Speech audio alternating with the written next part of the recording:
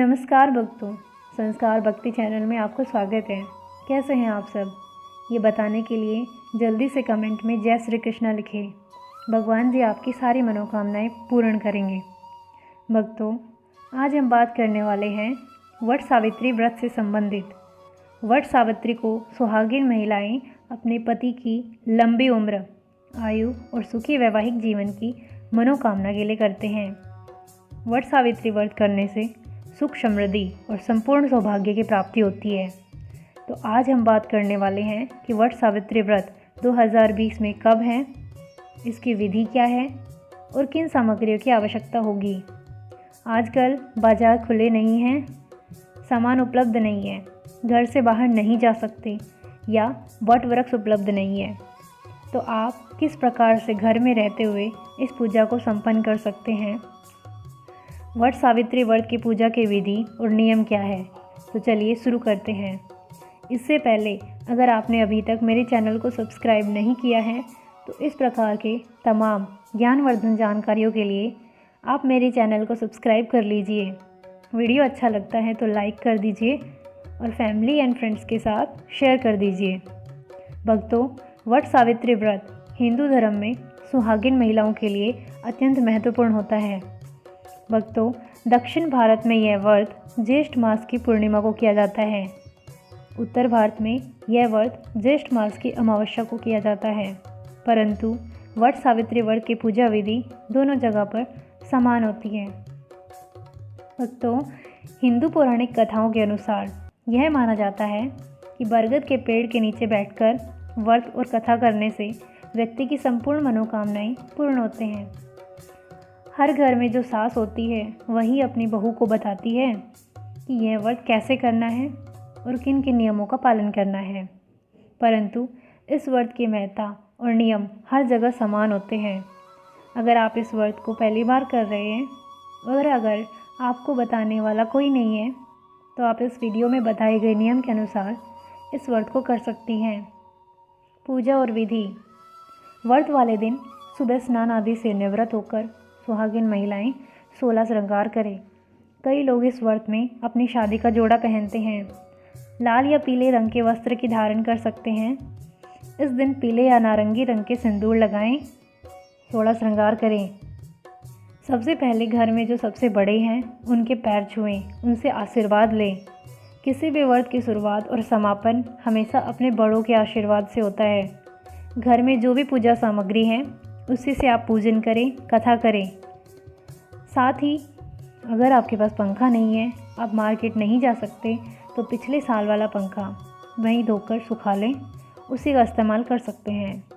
Lockdown में कैसे व्रत करें, इसके लिए आप बरगद के पेड़ की एक टहनी तोड़कर उसे गमले में लगा दें, उसी की विधिव्रत पूजा करें, परिक्रमा भी उसी की करें। और अगर बरगद की टहनी लाना भी संभव ना हो तो पूजा स्थल पर लाल कपड़ा बिछाकर उस पर लक्ष्मी नारायण की मूर्ति और शिव माता पार्वती की प्रतिमा स्थापित करें। अगर आपको सुहाग की सामग्री भी नहीं मिल रही है तो ब्लाउज के पीस और दक्षिणा के रूप में कुछ पैसे रख सकते हैं। वट सावित्री पूजन। ज्येष्ठ कृष्ण अमावस्या को बड़ सावत अमावस कहते हैं। बड़ सावत अमावस को बड़ की पूजा करते हैं। पानी, मोली, रोली, चावल, गुड़, भीगा हुआ चना, फूल, दक्षिणा चढ़ाते हैं। दिया जलाकर धूप, मोली, कच्चा सूत मिलाकर बड़ पर लपेटते हैं और फेरी देते हैं। बड़ के पत्तों का गहना बनाकर पहनते हैं और बड़ सायंत अमावस्या की कहानी सुनते हैं। भीगे हुए चनों में रुपया रखकर बायना निकालते हैं, फिर हाथ फेरकर सास के पैर छूकर बायना देते हैं। अगर किसी की बहन बेटी गाँव में है तो उसका भी बायना निकालने के लिए भेजना चाहिए। बड़ सायंत अमावस्या की कहानी। भद्र देश में अश्वपति नाम का राजा था जिसके संतान नहीं थी। उसने बड़े बड़े पंडितों को बुलाया और कहा, मेरी संतान नहीं है, इसलिए तुम ऐसा कोई उपाय करो जिससे मेरी संतान हो जाए। पंडित बोले, भाई, संतान तो तुम्हारे एक लड़की लिखी है जो 12 वर्ष की आयु में विधवा हो जाएगी। राजा ने कहा, क्या मेरा नाम नहीं रहेगा? बाद में खूब यज्ञ हवन इत्यादि कराए। जब पंडितों ने कहा उस लड़की से पार्वती की और बड़ सायंत अमावस्या की पूजा कराना, यज्ञ होम कराने से उसकी स्त्री गर्भवती हो गई और एक कन्या हो गई तो उसका नाम सावित्री रखा। तब पंडितों ने उसकी जन्मपत्री देखकर कहा कि जिस दिन यह कन्या 12 वर्ष की होगी उस दिन इसका विधवा का योग है, इसलिए इससे पार्वती और बरसाइत अमावस्या की पूजा कराना। जब सावित्री बड़ी हुई तो उसका विवाह सत्यवान के साथ कर दिया। सावित्री के सास ससुर अंधे थे जिनकी वह बहुत सेवा करती थी और सत्यवान जंगल से लकड़ी तोड़कर लाया करता था। सावित्री को मालूम था कि वह जिस दिन 12 वर्ष की होगी उस दिन मेरे पति की मृत्यु हो जाएगी। जिस दिन वह 12 वर्ष की हुई उस दिन वह अपने पति से हाथ जोड़कर बोली, आज मैं भी आपके साथ चलूँगी। तब सत्यवान बोला, तू मेरे साथ चलेगी तो मेरे अंधे माँ बाप की कौन सेवा करेगा? अगर वह कहेंगे तो तेरे को ले चलूँगा। फिर वह अपने सास ससुर के पास गई और जाकर बोली, तुम कहो तो आज मैं जंगल देखने चली जाऊँ। जब वह बोले, बहुत अच्छी बात है, चली जा। जंगल में जाकर सावित्री तो लकड़ी तोड़ने लगी और सत्यवान पेड़ की छाया में सो गया। उस पेड़ में सांप रहा करता था जिसने उसको डस लिया। वह अपने पति